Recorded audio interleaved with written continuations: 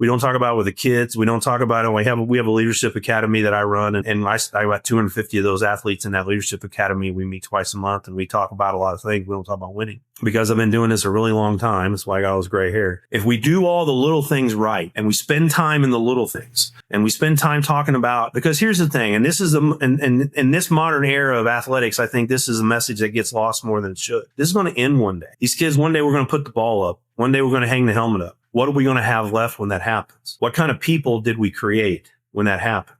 And for 90% of these kids, it's going to end the day they graduate from high school. So what have we done as an as a school-based athletic department, as an education-based athletic department, to make sure these young people remember us and their experiences more than they remember the wins and losses? And so we spend a lot of time on that now.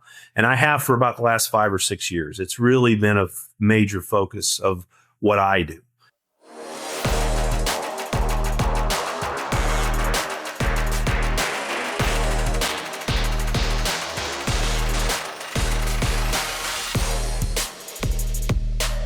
Welcome back to Building a Champion, the podcast where we explore what it takes to build winning programs, lasting cultures, and champions on and off the field. Today, we are heading to Georgia, where one of the premier girls soccer programs in the country continues to raise the bar. The West Forsyth Wolverines entered the season with championship expectations and delivered once again, finishing 20-1 and capturing their 4th state title in just 6 years. Joining us today is the athletic director behind this program, Brett Phipps. Welcome to the show, Brett. Thank you for having me. I appreciate it. Yes. Well, Brett, this championship matchup had the makings of an instant classic. 2 nationally respected programs, both entering with 20-1 records, finally meeting for that state title. What made this season and this run so special from your perspective? Well, we've gotten very accustomed to winning in that program. And so I think the expectation, to be totally honest with you, from the first day of practice in the spring is let's go win one. However, you never know. Every team is different, no matter how many kids you got coming back, and you just don't know how that's going to gel and what that's going to look like. And then the other thing that makes that particular program unique for us is that there's so much talent in it. And we've been very blessed. We live in a really good place where we are just blessed to have really good families and good kids who are committed to their sport. And that's true in a lot of sports, not just soccer. But in that particular one, they are highly competitive. They travel all over the world, not the United States. They travel all over the world to compete. In fact, we lost one of our best players for 2 weeks in the middle of the season because she was in Brazil. And so the bottom line is that when you get those big kids, those big recruits, and those big personalities, I think the most important part of that thing for Coach Galt, who is our head coach, and his staff, is to get them all to where they really like each other and they want to play for each other. There's only one ball, no matter how good you are. And that's the challenge, is to get all those, get all those kids to buy in. And he does a phenomenal job of that. And I would love to tell you I know what his secret sauce is on that. I really don't. But he sure finds a way to get them to compete, and they love playing for each other.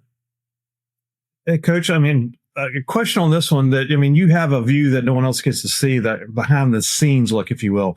And I want to talk with your coaches right now, but we'll get to them. But did you see just the student athletes? Did one person take charge, or was it a team they collectively? Because you're right, it's a team effort. There's only one ball, but it takes a team to win, especially when as many as they did. Did you see something like that come together cohesively, or? Yeah, but here's the thing with that, and particularly, and my lacrosse is similar because they're also traveling all over God's green earth to play and do their thing. And so here's what I'll say to that.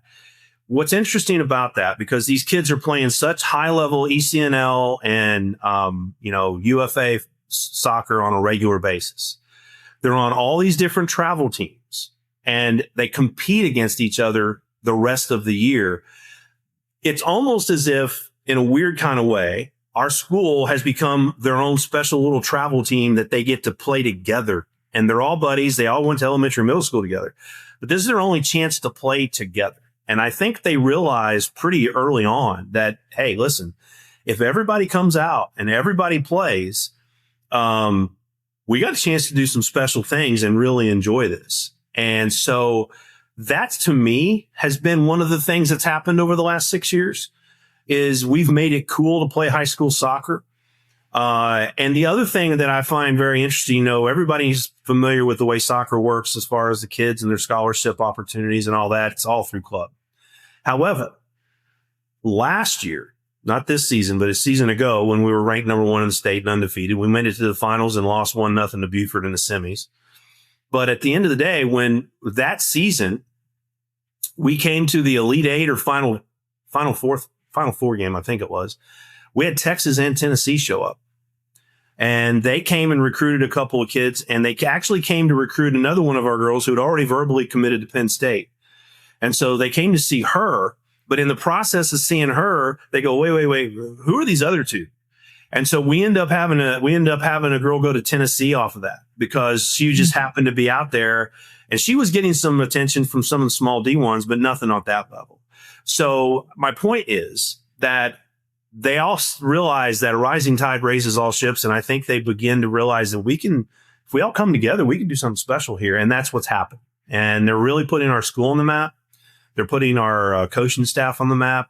And I'm really proud of them. And then on top of all of that, there's great kids that are, doing the right thing on a daily basis. And anytime you get to celebrate that, that's always fun. Yeah. You mentioned doing something special. The team scored 117 goals last year, only allowed 16 on themselves. Those numbers speak to an incredibly complete team. What would you say impressed you the most about the way that the group represented the school?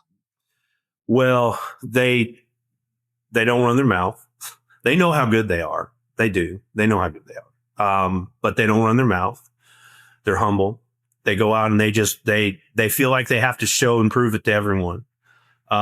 We had, when Brookwood came in the Elite Eight, and we knew that was going to be possibly, next to the state championship, the next toughest game we had. And it proved to be true. They just put their head down and went to work. And again, I go back to, there is only one ball, but we play 4 forwards up. And so as a result of that, somebody's got to give it up. Somebody's got to have somebody else kick it. Somebody's got to let somebody else score it. And they're not selfish in the least. They couldn't care less. As long as it goes in that goal, the kids couldn't care who gets the attention. They really don't. And I know that sounds cliche, but unless you're around it every day, you don't see it. And just really proud of them for that and the way that they handle their business on the field and off. But the lack of ego is probably the most impressive thing. Well, I got to say, though, 117 goals. I think everyone scored goals. Everyone picked the ball. That's a lot of goals for a season. Yeah. You're right. Well, and we go back to that thing, right? I mean, so here's the scarier part of that. Of those 4, 3 are sophomore. Well, one's a freshman and 2's sophomores. And so, we got a girl who's getting recruited by everyone in the country. Another girl, as I said, she was in Brazil and we lost her for 2 weeks. She's one of those kids. But it's a really tough thing. Well, what our coaches have figured out real fast is that if we do this, maybe we don't have, and then defensively, we did pretty well defensively, and we didn't give up a goal until the state championship and the playoffs. So at the end of the day, that's pretty impressive, but we are giving up some things on defense to play those kids forward. And as a result, it's kind of hard to outscore us is kind of the thinking, right? I mean, when you got 4 elite scorers, somebody's going to put it in the goal. And, how do you play defense with that? We've seen everyone try to drop everyone back and it just didn't work. We saw one school dropped everyone back in the playoffs and it was 5-0 at halftime and they didn't know what to do. So then they say, well, we got to score 2. So then they stopped dropping everyone back. They tried to score and we scored 3 more. So, but it's fun to watch. I'll tell you that. It's fun soccer. It's not boring soccer. It's not your traditional 1-0 soccer stuff, which is fine. But I mean, it's a lot of fun to watch. And it's also not a one-year success story. They've now captured 4 state championships and 5 title seasons.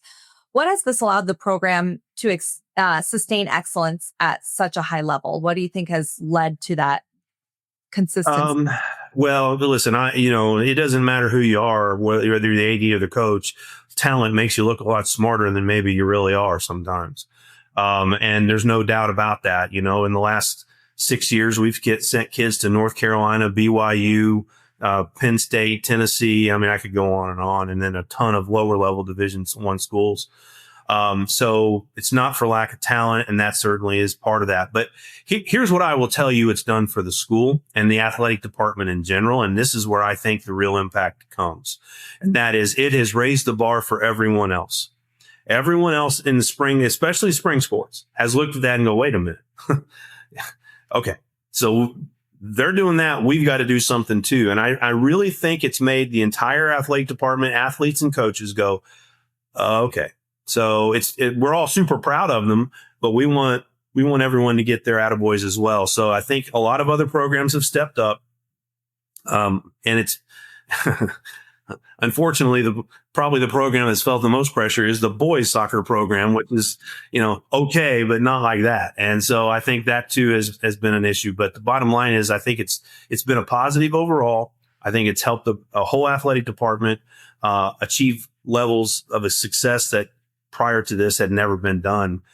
And the other thing that's interesting about a lot of those kids is, even though I would say 50% of them do nothing but play soccer, we have girls on that team that play flag football, that run track, that play basketball, play volleyball. I mean, they're not just soccer kids, even though that is their primary. They're doing a lot of other things to help the school. And anytime you get athletes that are of that quality to help you out in other sports, it's only going to make you better. Changing gears a little bit, if we can kind of look behind the curtain, you as the athletic director, it's your job to bring the coaches in and get the right person in the right spot.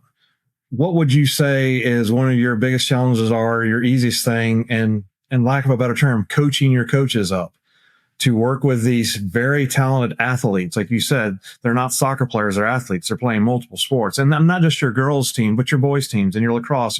So what's your challenges, or what's your easiest thing as an athletic director coaching your coaches? Or do you just bring in the right person? I mean, how do you do that, I guess? Well, easy and hard, I guess, is the question, is what is the easiest and the hardest thing to do? The easiest thing, part of the easiest thing to do is to work in Forsyth County schools. And I'm not going to lie about that. It's a great county that everyone in the state of Georgia wants to work in. We have people pouring in here from literally every state I probably have almost all 50 states covered in my hallways right now. If not, I've got it close.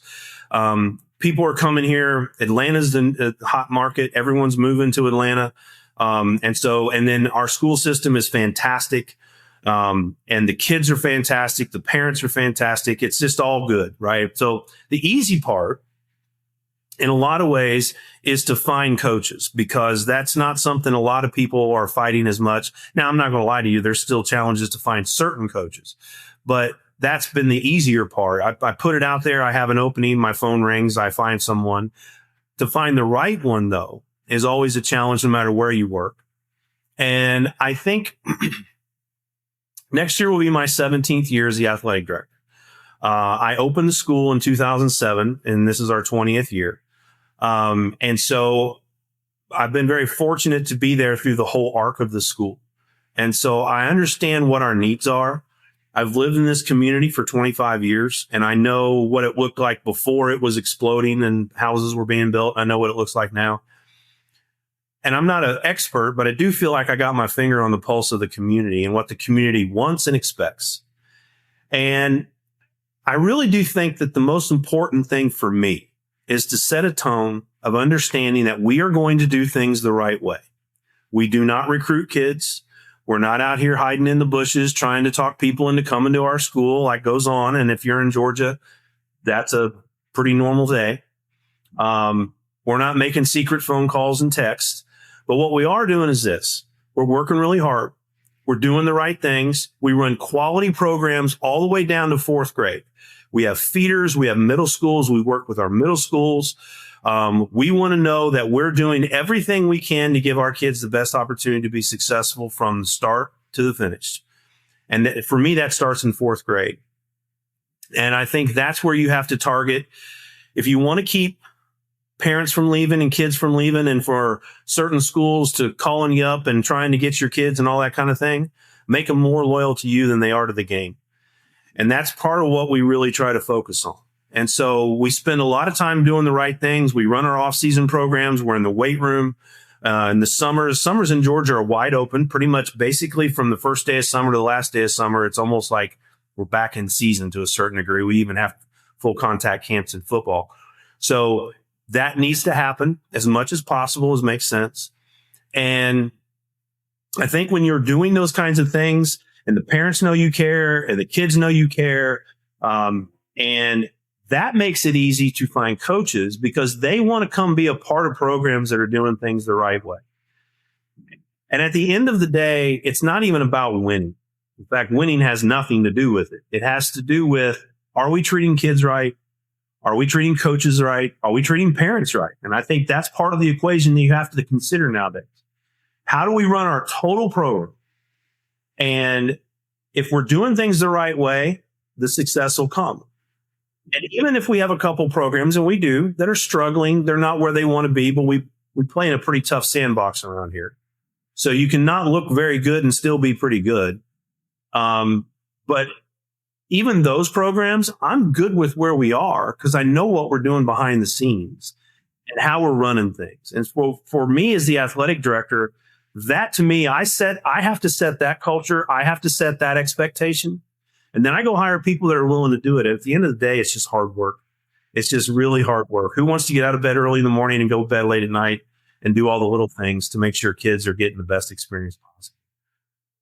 Yeah, and success often creates expectations. How do you maintain a culture where students and coaches embrace those expectations rather than feel overwhelmed by them? Well, I'll tell you what, that's actually, so every summer I do a reset for me, and I spend the summer thinking, okay, what's my message going to be going into the school year? And we have a big coaches meeting. We bring in every coach in the athletic department, whether they're community coaches or whatever, middle school, we have some middle school folks that work with us. We bring in everyone. When we all get together, there's about 90 of us. And so we bring everyone together from all sports, and we have a big meeting, a couple hours long, and we do that in pre-planning when school gets started again. And I always have a message, and my message has been consistent for the last several years. And I always think about what is it we need to tweak with, what do we need to be better at, and all that kind of thing.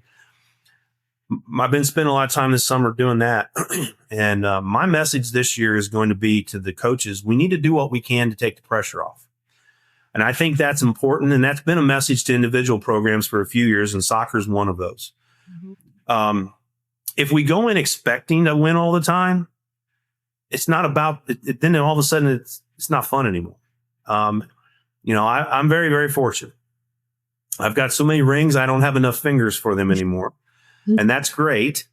But when it's all said and done, and you just had this big run, just like we were talking about with girls soccer, mm-hmm. and when the next day you wake up, it's the next day, and mm-hmm. you got to start all over again. And so how do you message that to teenagers and families? How do you message that to assistant coaches who are burnt out and tired?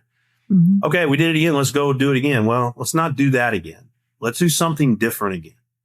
Let's find a message that's about how do we make better people? How do we talk about making better Wolverines? How do we make better Wolverines? How do we make better people? How do we focus on the little things? We have 8 pillars that are a part of our athletic department, and we really focus on those 8. And most programs spend time in the 8 pillars all year long and talking about the little things and being good teammates and being good citizens and all that sort of thing. We spend a lot of time doing that. And we don't talk about winning. And people would outside, I've had some other coaches ask me about this, and I'm like, you'd be shocked. We never talk about it. We don't talk about it with the kids. We don't talk about it. We have a leadership academy that I run, and I got 250 of those athletes in that leadership academy. We meet twice a month, and we talk about a lot of things. We don't talk about winning, because I know, because I've been doing this a really long time. That's why I got all this gray hair. If we do all the little things right, and we spend time in the little things, and we spend time talking about, because here's the thing, and this is in this modern era of athletics, I think this is a message that gets lost more than it should. This is going to end one day. These kids, one day we're going to put the ball up. One day we're going to hang the helmet up. What are we going to have left when that happens? What kind of people did we create? when that happened. And for 90% of these kids, it's going to end the day they graduate from high school. So what have we done as an athletic base, as a school-based athletic department, as an education-based athletic department, to make sure these young people remember us and their experiences more than they remember the wins and losses? And so we spend a lot of time on that now. And I have for about the last 5 or 6 years. It's really been a major focus of what I do. And I figure if I say it enough, somebody will eventually listen to me. And you mentioned all those rings on your fingers. It wasn't just the soccer team that saw success this year. You guys had a very busy and active spring here recently. We did. We won three. Well, technically with the track team 4x800, we won 4 state titles in 4 days between March the 11th and March the 15th. So our boys tennis team won the state championship. They'd been in 3 of the last 4 state championships and lost them. And we played Lambert in every one, which, by the way, is a county rival and a region rival for us. And so we played Lambert again, and we were down in the last set and had to rally to win the last 6 points in the last set and number 2 doubles. And we did, and we beat them finally for the first time in school history, and won the state championship. And that was exciting. And then my girls lacrosse team won the state championship on Thursday. That was Wednesday. On Thursday, they won the state championship, and to finish an undefeated season. We realized when we got there, we had defeated every single team that was even in the state championship this year. And then the next night, girls lacrosse, or girls soccer wins the state championship. So it was a lot of fun. Mm-hmm. And, you know, for a lot of these young kids, a lot of the kids, you see them, fulfilling goals that they set for themselves when they were young. And then that girls lacrosse team, I got to know them really well. They're heavily involved in that leadership academy I mentioned, and I got to know a lot of them and just was really super happy for them because, you know, there's a couple seniors in there. I don't get misty eyed anymore with that because every year the seniors leave, but there's a couple seniors that got me this year. When they left, I was like, oh geez, I can't imagine coming back and not seeing you next year, but they're going to go off and do great things. So I'm happy for them. Now, at the end of the day, athletics are, as you said, about more than trophies. How are you guys ensuring that the athletes are developing as leaders, teammates, young adults? Maybe go into more about that academy that you run. Yeah, so it started in 2019, and so we just finished our 5th year with it, and so one of the things I saw happening, and to be honest, it happened before COVID, but then after COVID, we really started noticing a few things. And that was, we had some really, really good teams in that 19, 20, 21 span, but they couldn't finish. And we were in several games, and I'm not going to pick on any single sport, but we were in some games and some sports where we were up in command. Game was done against some of our biggest rivals, playoff games, whatever it happened to be. And we noticed that there were a couple of, something bad would happen. Somebody would get their 5th foul, or somebody would get a holding penalty, or whatever, something bad would happen. We get a turnover, and they would just fall apart. And I'm like, what is going on? And the next thing you know, they let that one thing influence everything else so badly that the next thing you know, we lost the game. And you're like, we were up in command in the 3rd quarter or 4th quarter, or whatever it was, and y'all just handed it back to them. And so I met with my coaches. I started thinking about it. I started talking to some kids, and I said, let's put something together. And there's a lot of great programs that you can purchase out there, but I didn't want to do that. I really wanted to do something because I felt like my community is unique. I'm not going to lie about that.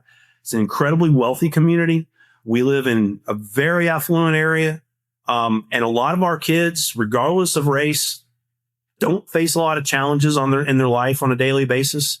And so how can we build some capacity in these kids? What can we do to start preparing them? Because I don't care who you are or where you live or how nice the house or how nice the house is. Life's going to throw you curveballs, and you got to be prepared for that. And I feel like that's part of the coaching model. I feel like that's part of what we should be preparing them for, is to understand that you're going to deal with some adversity in life, and I want you to be better at it. And so we started putting stuff together. We started off with 20 kids. We ran that year. I didn't really know where it was going. We just one-offed every lesson. I started making lessons specific to our school, specific to our needs. And then the next year we did it again. And so we had 30 kids wanting to do it. So we did it the next year. But then what I wasn't ready for was that the kids that did it the first year came back to me and said, we don't want to quit. We want to do it again. I'm like, well, we don't want to just do the same stuff over again. And so we made an advanced version of that, and they do something totally different. And so we kind of took it in the realm of, okay, if I'm building leaders and we want these kids to learn how to lead and learn how to fix problems in life, then let's let them lead. And so we started a middle school outreach with them. We started doing volunteerism with them, and we started putting groups together. And so the advanced kids go and teach the young kids, and now they even teach the first year kids. And so now I'm getting emails from parents in middle school asking that their kids be put in the Leadership Academy. I'm getting kids. I got kids that wanted to join as late as December because they found out about it. And so all I give them is a special patch on their Letterman jacket. They run through a brick wall for a patch on the Letterman jacket. And so if they show up 80% and they come and they involve, and so we break them up into small groups. I have several coaches that come, and we have a different theme every time we meet. And I don't think that just because we ran a lesson on, being a good teammate or whatever it happens to be, is going to change everything. But I think it starts a discussion. And so we end up in a lot of group discussions. We have panel discussions. I even bring my coaches in and let them talk about the challenges of being an athlete when they were in high school. And I don't know. It's one of those things I'm not sure how well I can quantify it. Mm-hmm. I can tell you this, though. When I go back and I did the numbers this year, in the 5 years since we've started this, we've won more region titles, more state titles, and more Final Fours than we've ever won in the history of the school since we started this program. And that's the only thing that's different. And I think for a lot of, I even have kids that have gone on to college or coming back and wanting to get involved and talk to the kids again, which I bring them in when they want to. I don't know. I kind of caught lightning in a bottle somehow just because of the times. Maybe it was COVID. I don't really know. But for me and our school, I got about 3 more years before I retire, and I'm not going to ever not do it. And I think it's become such an ingrained part of our athletic department. Unfortunately, whoever the next AD is, he or she's going to have to keep running it too, because the kids expect it. Yeah. Well, I think first off, they're not going to let you retire. So I'm just going to let you know that they're need not to talk to my wife then. So. It sounds to me like, I don't want to sound cliche, but every coach I ever met who's genuinely a coach invest in the person. And you're right. It's not about the wins, because one day the helmet's going to be hung up. The ball's going to go back in the locker room, and you got to go do life. And you're trying to prepare that person for the next step in life. And it sounds to me like you have a solid foundation where the kids are wanting to be in it. And so my quick question on that is there and I don't want to minimize it, but is there like a tagline that these kids can say to themselves to remember what they're hearing in your classrooms from these other coaches, from these guys that are coming back and pouring into the programs, or something that they keep in their mind that triggers them? I mean, everyone has those T-shirts that are printed up for the football team, and we know that's our mantra do you have something like that for your program for all of those kids that kind of keep in mind? Better people make better Wolverines. Okay. And that, we have 8 pillars, and the last pillar is on leadership and modeling. And that's the last bullet point under that one. But we probably say that more than we say anything else. Better people make better Wolverines.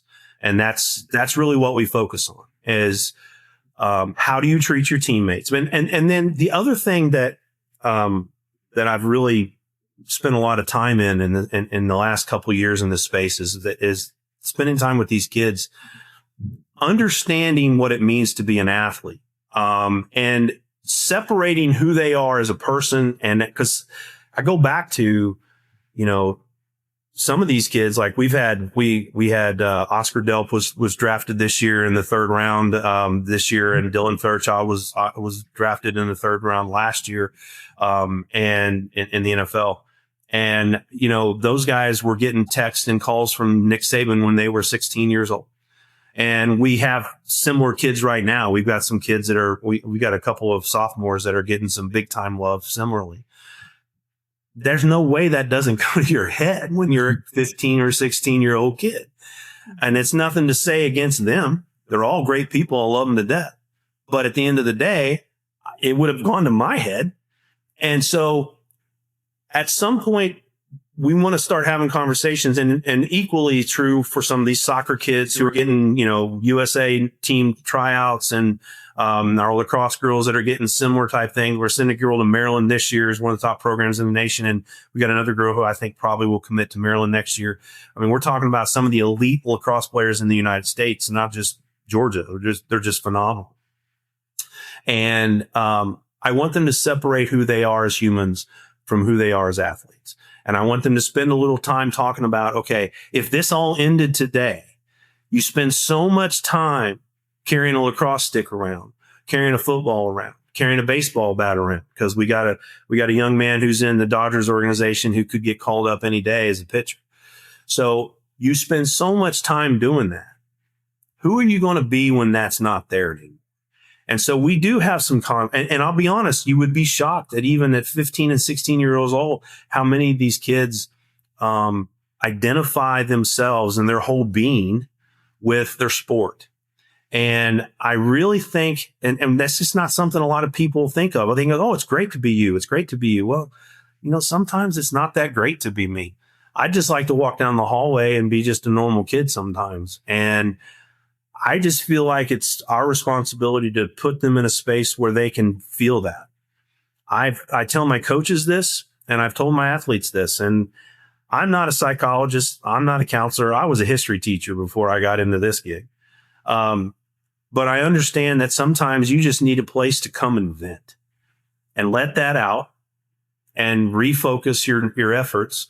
And then you're better for it. The day goes better. You don't take it off somebody's head, or you don't go to practice and chew all your buddies out and ruin practice that day. And so better people make better Wolverines, and we get them to understand that. And then I would say probably close to that, the second thing that we say the most is, and that's this, and the most important thing we do is practice. And so we spend a lot of time talking about practice.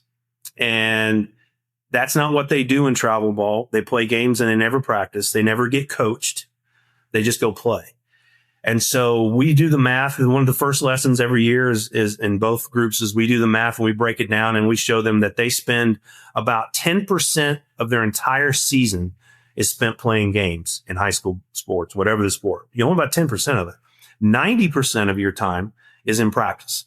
And so you get better in practice. You make better teams in practice. You make better teammates in practice. And practice is where you spend your time. And so when we talk about playing time with parents, we include practice in that. You get to play in practice, and that's a good, important part. And that's the other thing that, when you live in a place like this, there's a lot of really, really good players, I should say, that spend a lot of time on the bench because everybody on the field's so stinking good. They can't get out there. And so and people say, oh, it's a great problem to have. Well, but it's still a problem. My phone still rings, and we still have to figure out how to manage that.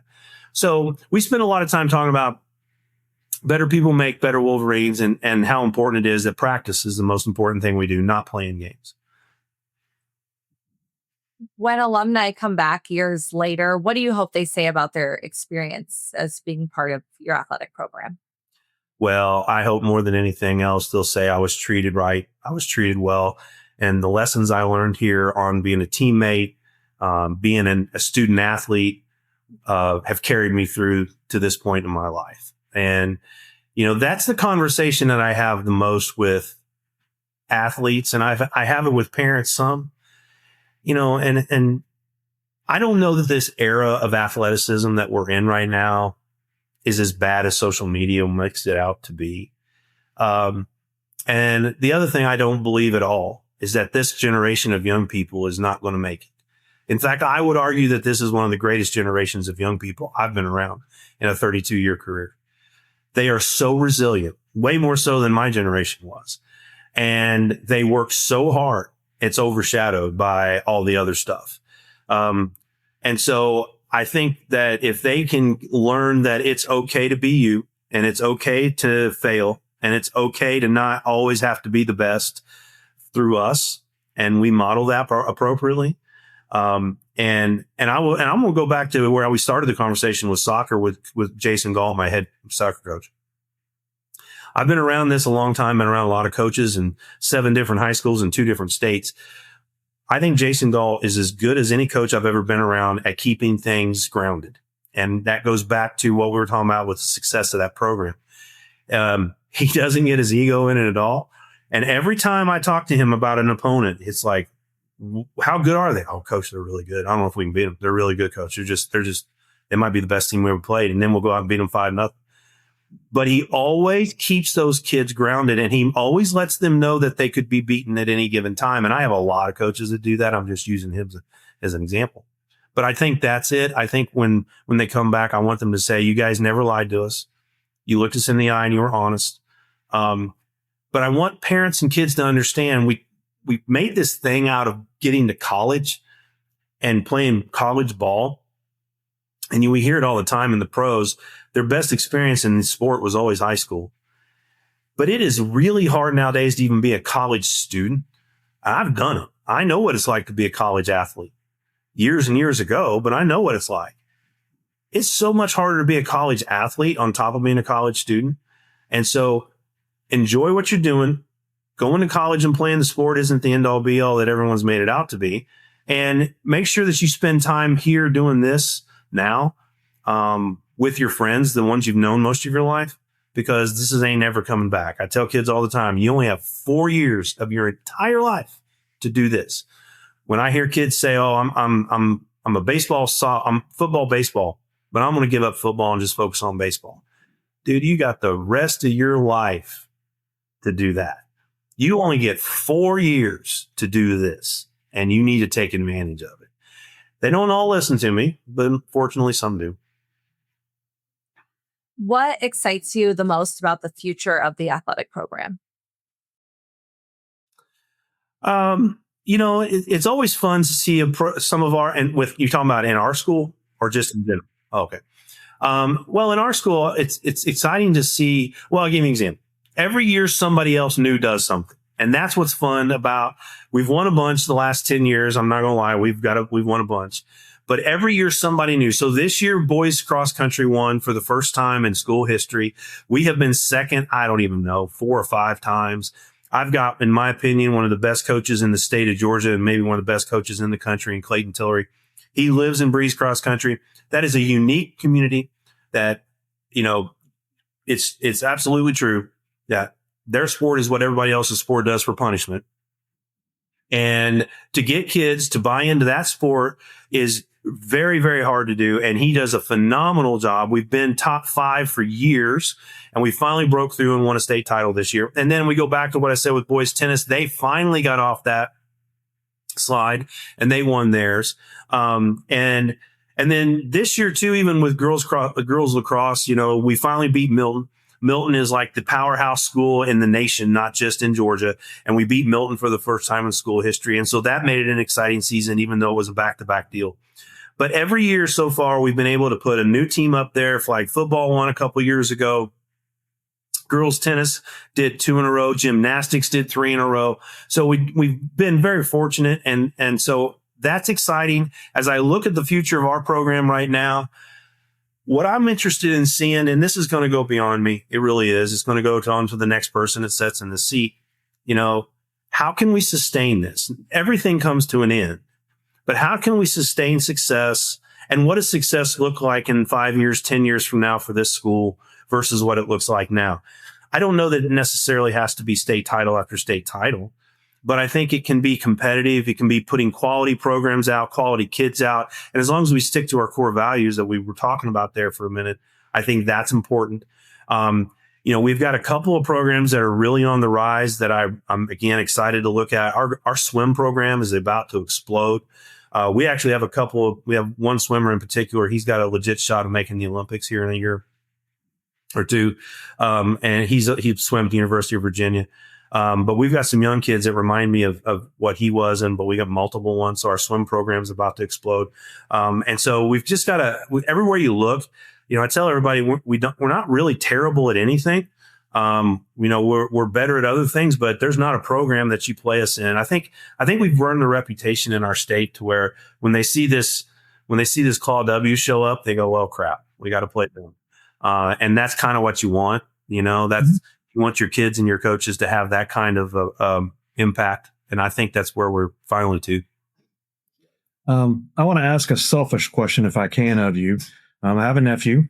He's in his second year of coaching. He's down in Ludwig, Georgia, Lone County, in the middle school program. Girls soccer, actually. He loves soccer. He wants to be a head soccer coach, but he wants to aspire to be an athletic director. Now, granted, he's just come out of college. He's starting his career. Not just for my nephew, but for other guys and gals that are in his same position. What advice would you give someone in that position of their career, just coming out of college, just getting their first taste of coaching, teaching? What do you do to get to be an athletic director? Or how do you see what I'm saying? I mean, what do they need to do to aspire to be in the position you're in? Because you're now looking at the other end of the rainbow, like having retired in a few years, and you've had a great career. So you would be one to give that advice. Well, so lessons learned from me would be, I think you have to, first and foremost, you have to learn your community. I think you have to know who you serve, and the other thing, what state are you in? I'm from Indiana originally. I'm born and raised in Indiana. Went to Indiana State University. I coached up there.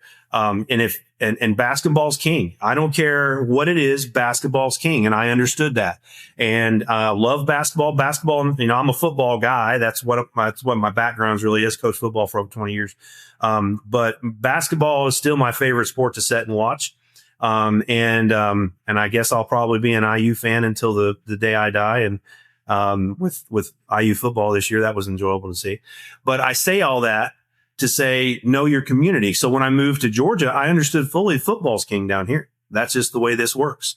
So know your community. And then within the state, know your county, know your community and what they want, what's important. Okay. So when I became athletic director, coming from Indiana, we didn't have soccer or lacrosse. I never saw soccer or lacrosse until my first go around as the athletic director. And I had to stand on the sideline next to one of my assistant coaches and say, explain what's going on out here to me, because I don't have a clue.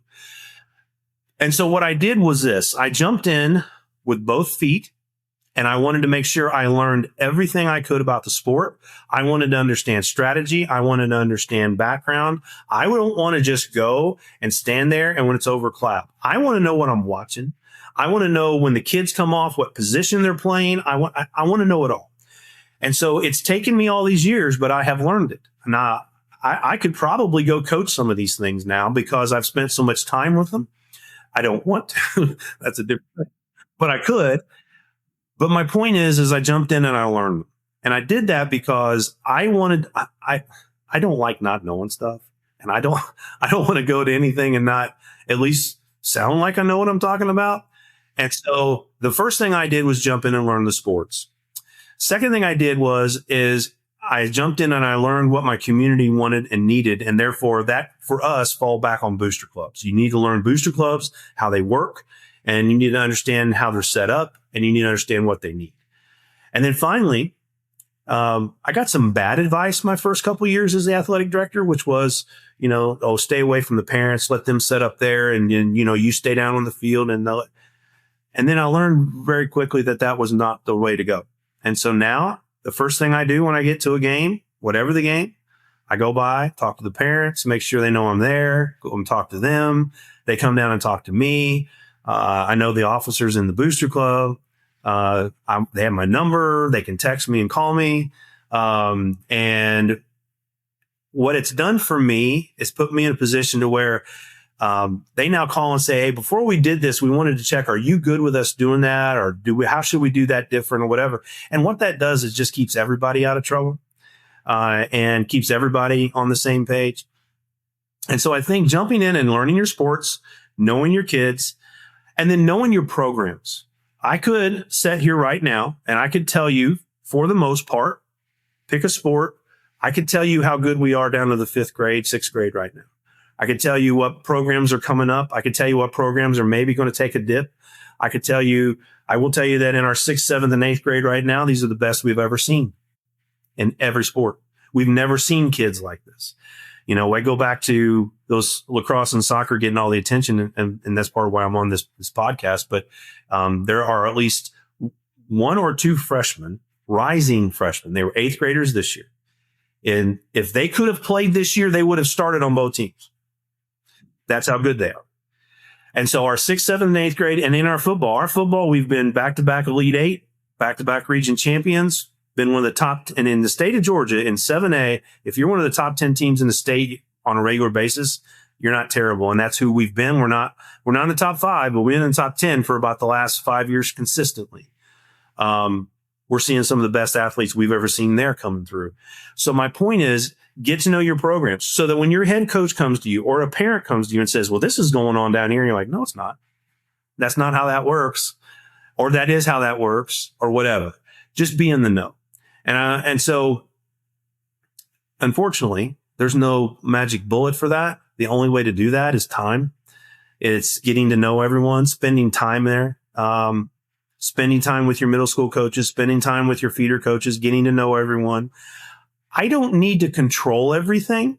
I don't even want to control everything down in the lower levels, but I want to know what's going on. I want to know that it's happening so that if there's a snafu or the district athletic director calls me and say, hey, why did this happen? I have an answer for that.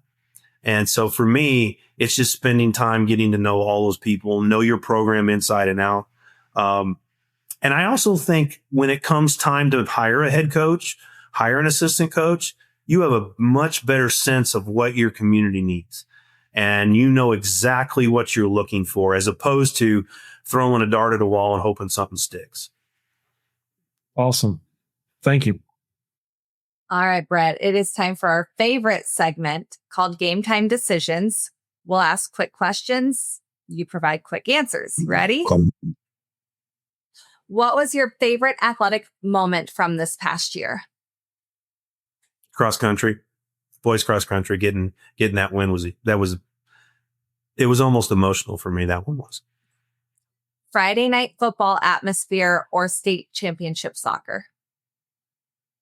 You're gonna put me under spine there.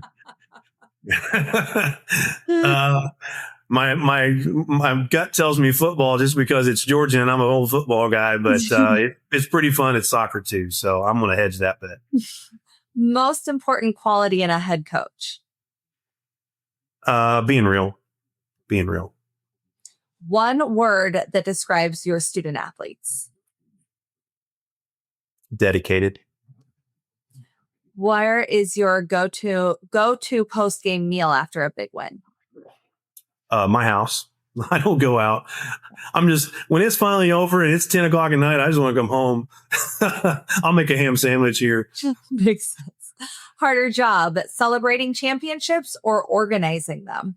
Organizing them. It takes a lot to go into organizing. One tradition that defines your athletics? Oh, one tradition that defines our athletics. Our weight room and our strength coach, Coach Rick Zaholski, he's been there as long as I have, and he's the standard bearer for our athletic department. If we have 8 pillars in the athletic department, but if there's a 9th one, it's Rick. And if you could guarantee one thing for the athletic department next year, what would it be? Hard work. Just go be you. Mm-hmm. Awesome. Awesome. Love that. Well, Coach, Brett, thank you so much for joining us today. This has been an incredible conversation. Loved hearing your perspective on leadership, culture, really what it takes to build an athletic department that consistently performs at such a high level. Well, I appreciate y'all asking me. I'm kind of a geek for this stuff. I like talking about it. And so I just, I appreciate anytime we get to do something I get to do something like this, I get to highlight my kids, and that's the most important thing to me. So thank you. Appreciate you letting me do it. That is going to wrap up this episode of Building a Champion. If you enjoyed today's conversation, be sure to subscribe, leave a review, and share this episode with someone passionate about sports and leadership. Until next time, keep striving, keep growing, and keep building champions.